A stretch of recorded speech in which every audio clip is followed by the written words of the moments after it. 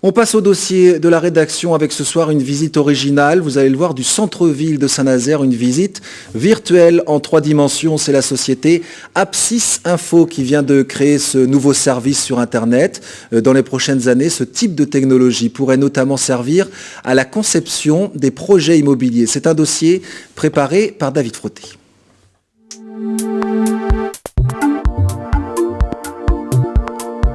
On se croirait dans un jeu vidéo. Un clic, un glisser de souris et les bâtiments défilent. Mais là, pas d'ennemis ou de trésors cachés dans les rues. D'ailleurs, ces rues ne sortent pas tout droit de l'imagination d'un informaticien. Elles sont réelles. Ce sont celles de Saint-Nazaire, modélisées ici par Frédéric Richard et son équipe. Et pour ça, ils sont tout simplement partis de plans papier. Il y a un travail de bureau qui consiste quand même à analyser les plans que la commune fournit. Bon, les plans fournis en général sont essentiellement le cadastre et les plans de rue. Donc il y a un travail d'analyse et de tri sur ces éléments, un complément de terrain avec une photo et une mesure, et puis des petits outils, on va dire logiciels, qu'on a développés nous-mêmes, qui permettent d'optimiser et de recréer ce modèle 3D dans lequel les gens vont pouvoir ensuite se déplacer.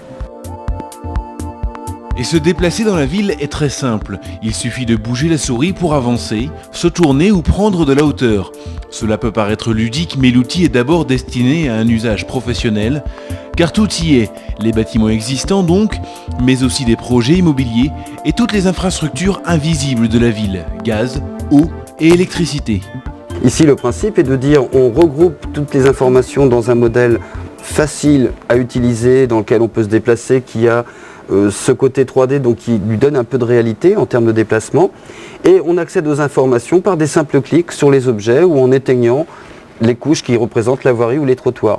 Exemple, cette bouche d'égout. Un clic et on accède à la fiche technique de l'objet avec possibilité de mise à jour. Pratique donc pour permettre aux différents services d'une mairie de se passer des informations rapidement. Et qui dit communication dit aussi publicité.